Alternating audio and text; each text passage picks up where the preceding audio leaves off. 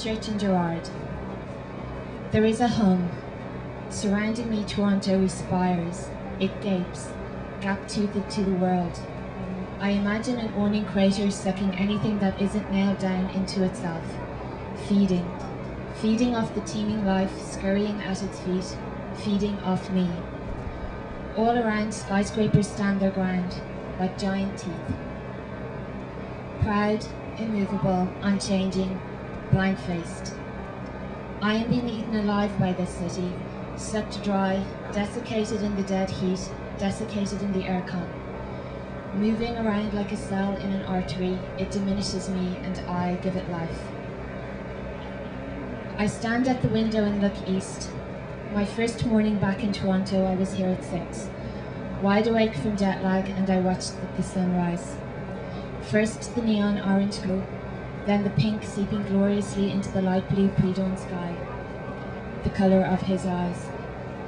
Blue and white and green and yellow colour strength. The ambient glow stole westwards, touched and lightly caressed the sleeping city, nudging warmly at the corners of buildings like a lover coming to bed long after you've been asleep, touching you gently with his body, kissing the side of your face and the matted hair pushed onto your cheek by the night, cupping your body with his, shielding and protecting you, trying not to wake you but finding he has, pulling you closer and breathing you in. He used to come to me like this from work, steadily into his bed, curving around me, soft skin on soft skin. I would sweat the bar, the booze, the smoke, sticky all over him. If he wasn't very gentle, I knew he wanted me awake and I would oblige, stretching into him, fitting his body as I was made to do. Running my hand along his back, it would catch on the film covering him. Smelling his hair, same texture as during the day, different scent. Trying to find him, I would search for his mouth in the dark. He would look for me too, tongues would touch, mouths would meet. Hunger moved us and we would push together. We made love like that many times, sheathed in darkness, blissful, tender, natural, unaffected. Made for each other we were.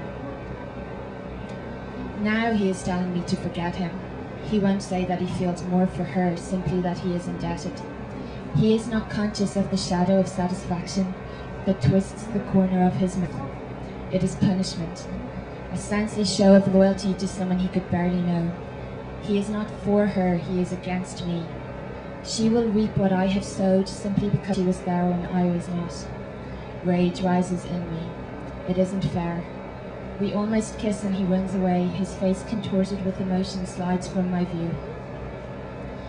I watch him go, almost excited because I know I move him still. But then there is an empty space where he has been. Grey street, a fluorescent light, church in Gerrard, a dingy student hostel. I turn this way then that, I have no direction or purpose. I stand. I want him back, to enter stage left. He exited right, down church, uptown, out of my life and into my history. I want to scream, but I know if I open my mouth that I will fill with air rather than expel it. I walk back inside, take the elevator to the 19th floor and lie down on the little bed. I hold the hand mirror above my face. This is what I see when I lie down. Eyes feline liquid green, skin stretched wide over cheekbones, Eskimo-like in a heatwave. Nose storybookish. Pink lips stretched wide over white, even teeth, a little bit crooked no matter what the angle. Slavic, people say it all the time.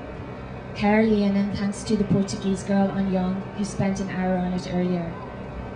It gave us enough time to bond. From the Azores, cut and pasted into Toronto like me, an independent city woman, belying rural roots, big family, Catholic island background. She was dating a Filipino with a great body and a surly. They had been together 2 years, saw each other twice a week, and then on Saturdays and Sundays. They never fought. Once you do, you never go back, right? Her questioning eyes met mine briefly in the mirror, but certain in her theory, she went back to my hair without waiting for an answer. The silver Jesus on the cross glinted around her neck. It had never occurred to me that two people would not fight. When I see him, he says my words are like knives, but he loves them too. They make him laugh, they make him hard. He is sticking with her, but he won't give my letters back. They're mine, man, I love them. She will never write like that for him, and I resent the comfort he takes in them. Will have that always, to read and reread. What do I have? He offers friendship, and alternatively I wave it away coolly or bat it away hotly, angrily lashing out at him standing there, immovable like the skyscrapers he has grown up with. I am alien, the imposter, the evil one, the storm in the teacup and the upsetter of the apple cart. I wonder if I am bad and decide that I am not. I will force myself to pray for him, for her, for them, instead of hoping it will all go terribly wrong and he will wake up every morning struggling to catch breath, realizing. Her presence mundane, his debt larger than ever. It will never happen if I hope for it. I pray the best for him, secretly hoping it will ensure the worst. I am bad. Green eyes glint, long, liquid, almond-shaped. Like this, I am goddess. He had been my hand mirror many times, looking down on me, watching as he fucked me, reflecting me, reading me, sighing when I sighed, pressing murmurs into my hot cheek. He made me like this. Took the girl, made a woman. Did he not remember? I did. I had changed.